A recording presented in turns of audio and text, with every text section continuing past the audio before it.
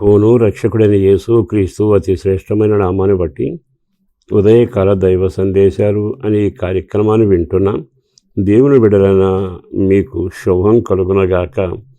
నా దేవుని హస్తం మిమ్మల్ని మెండుగా దీవించునుగాక. ఈ శుభవేళ ఒక వచనాన్ని మీతో పంచుకోవడానికి ఆశపడుతున్నా. ప్రతి వాక్యపు జీవ ఓట, అది వెలుగుతో నింపబడింది, ఆశీర్వాదపు పంట. దేవుని మాటకు లోబడండి, అప్పగించుకోనండి, అద్భుతాలు మీరు చూస్తారు.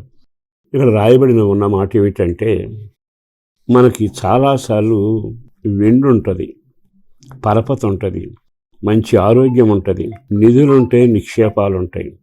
ఓ రకంగా చెప్పాలంటే అధికమైన తెలివితేటలు ఉంటాయి. కానీ జీవితంలో ఒడిదుడుకుల మధ్యన నలిగిపోతాం, తెలియకుండా తుఫాన్లో చిక్కుబడతాం. ఎడు చూసిన ఈదురుగాళ్ళు వేస్తానే ఉంటాయి. జీవితం ముందుకు సాగదు, మనసులకు నెమ్మది ఉండదు, కుటుంబం అల్లకల్లోలంగా ఉంటుంది. అన్నీ ఉన్నా ఎందుకో నిద్రపట్టదు. అన్ని పరిస్థితులు బాగానున్నా జీవితంలో ఆందోళన వెంటాడుతూనే ఉంది. మనశ్శాంతి కరువై ఊరేగుతూనే ఉంటారు. ఇవి కొత్తగా నేను చెప్పేవి కాదు, ప్రతి మనిషి అనుభవించేవే. నరాలాడుతున్న నరుని జీవితంలో ఎదురవుతున్న బాట ఇది. అయితే మరి ఇట్లాంటి పరిస్థితుల్లో ఒక్కరోజు నెమ్మదిగా ఉంటే మరుక్షణం అల్లకల్లోలం. సాయంత్రం తృప్తిగా ఉన్నామనుకుంటే ఉదయం వల్ల మళ్ళీ వేదన ప్రారంభం.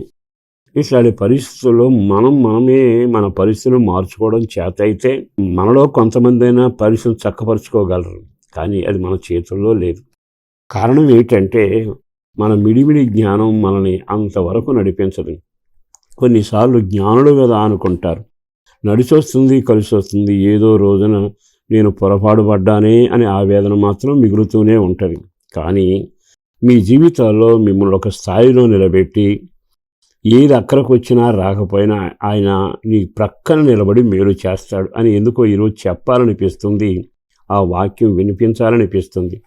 కీర్తనాకారుడు రాసిన 117వ కీర్తనలో మొదటి వాక్యంలో ఇలాగున రాయబడి ఉంది. ఏమని రాయబడింది? యెహోవా కృప మన ఎడల హెచ్చుగా ఉన్నది. మన ఎడల దేవుని కృప అధికంగా ఉందట, కొద్దిగా కాదు, అధికంగా ఉందట. అంటే ఆ మాట చదువుతుంటే అంటే మనిషి జీవితానికి కృప ఎంత అవసరం అక్కడ రాయబడుతుందిగా. మనం మామూలుగా సూర్యుడు అవసరం, చంద్రుడు అవసరం, నీరు అవసరం, గాలి అవసరం, ఈ పాఠాలు నేర్చాం.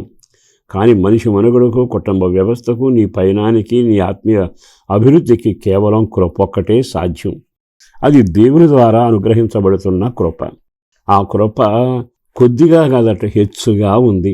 కృప ఉంటే జరిగేది ఏమిటో చెప్పనా? నీ పొరపాట్లన్నీ క్షమించబడతాయి. నీవు హీన దిశలో ఉన్నావు అనుకోండి. గొర్రెల కాపరిగా దావీదు ఉన్నాడు అరణ్యంలో.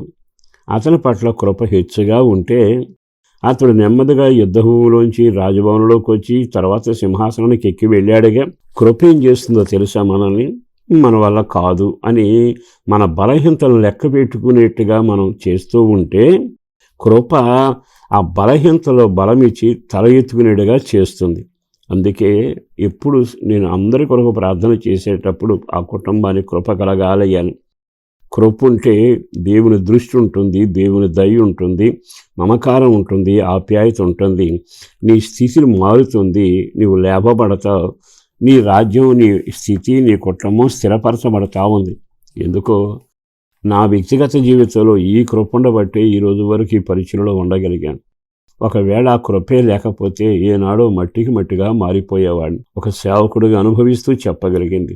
మీకు అన్ని రంగాలు తెలిసినవి, అన్ని విషయాలు బాగా పరిశీలన చేయగలిగిన వారి అయినా కృప, దేవుని కృప పొందితే బాగుంటుందిగా. ఆ దేవుని కృప ఉండబట్టే కదా దావీదు ఆ స్థాయికి వెళ్ళగలిగాడు, శత్రువును హతమార్చగలిగాడు, సమస్యలను దాటగలిగాడు. అందుకే పౌలేనంటాడుగా, అయ్యా నీ కృప నాకు కావాలి. దేవుడు కూడా అంటాడు, నా కృప నీకు చాలయ్యా అని. మరి ఇదో మాట విన్నాక నువ్వు కృంగిపోబాకు, కలవరపడబాకు, అయ్యో నా పరిస్థితి అయిపోయింది అనబాకు. నీ పట్ల కృప హెచ్చుగా ఉంది గనక ఈ వాక్యాన్ని నమ్మండి, దాని మీద చేయి పెట్టి మీరు ప్రార్థన చేసుకోనండి. నా స్థితి ఇది ప్రభువా, నా మీద నీ కృప హెచ్చుగా ఉందిగా, నా ఇంట్లో కార్యం చేసి నన్ను నిన్ను స్తుతించే వ్యక్తిగా మార్చవా, నీ వెలుగులో నడిచే కృప దయచేయమని అడగండి. ఈ రోజు నుంచి అద్భుతం జరగబోతుంది.